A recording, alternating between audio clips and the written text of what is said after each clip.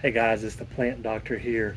This is our June maintenance and what I'm doing in my yard here in North Alabama, right on the line between zone 8A and 7B in terms of maintenance for the shrubs, the perennials, the turf, anything having to do with yards in general.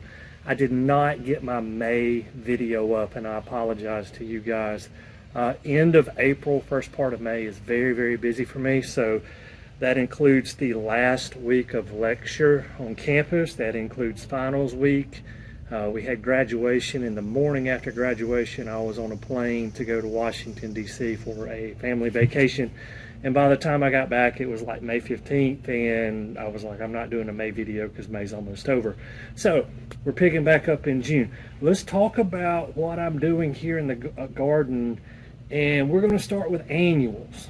So I walked you guys through my annual installation, and I told you guys how I'm going to fertilize my annuals. I have a lot of coleus in the ground here, and so we're alternating between liquid Miracle Grow and humic acid. So one Monday I'm doing liquid Miracle Grow, the next Monday I'm doing humic acid, and the results have been really, really good on those coleus. Also with the hanging baskets, you can kind of see one right here in the corner of the screen. I messed up on those a little bit. You may notice between the video I showed you how I make my hanging baskets, I'll try to leave a link here. What's in it at that time and what's in them now is a little different, and here's why. During that time frame, I got so busy, I had a disconnect with my wife in terms of who was watering when, and they went about 2.5 days without water. I came out here and noticed that some of the flowers had died. I mean, they were just dead. There was no reviving them back. So I pulled those out, put some new flowers in, and they've rebounded really, really nicely. And we'll continue with that alternating Miracle Grow and humic acid, just like we're doing with the coleus in the ground and the other annuals in the ground. And these baskets here should really, really start to pop.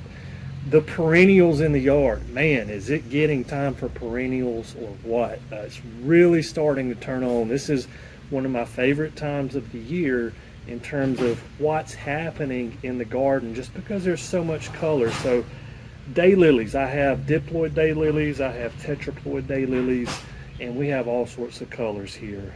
We've got yellows, and we've got reds, and we've got oranges, and all those colors mixed into one flower.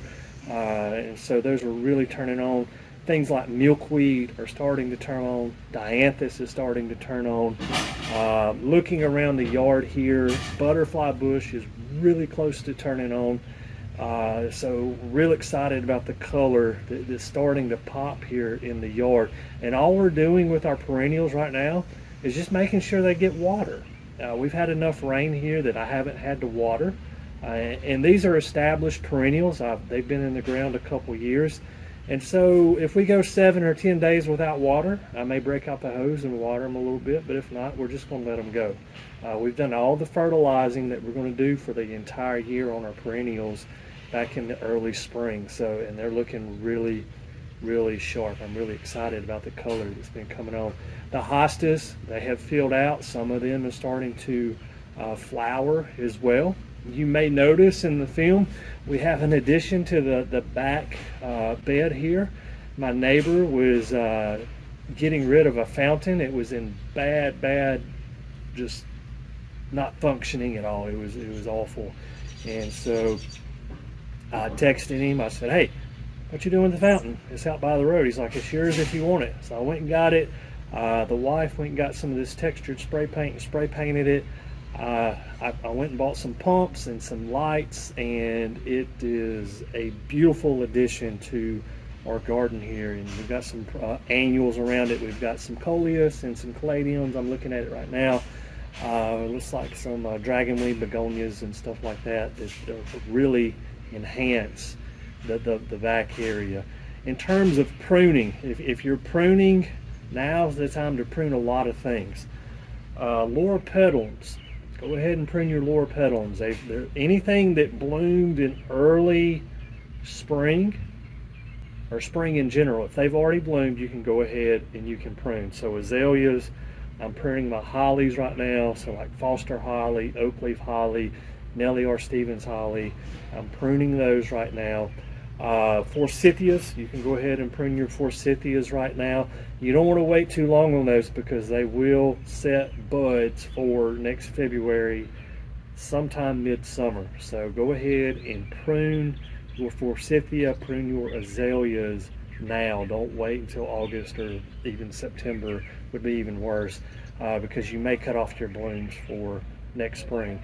In terms of turf, what I'm doing this month, I'm going to go put down another round of slow release. So we put down some slow release fertilizer in April.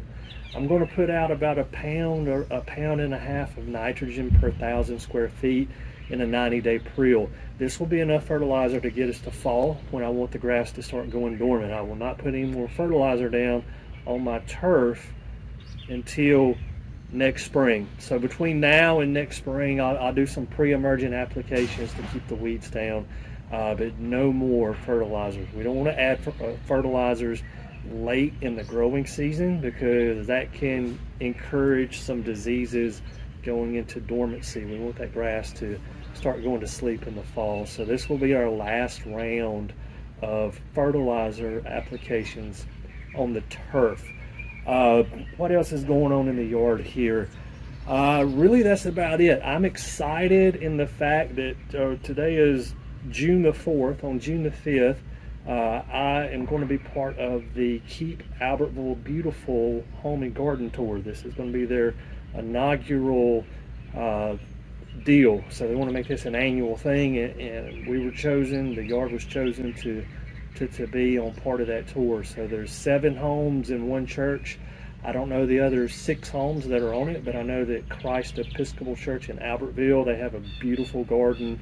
I would encourage you guys to go check out that garden tour, or even if you live locally, just drop by that church and just look at it, because the landscape is phenomenal there. Guys, if you have questions about your yard, especially for this time of year, leave them down in the comment section. I'll do my best to answer those. And as always, thanks for watching The Plant Doctor.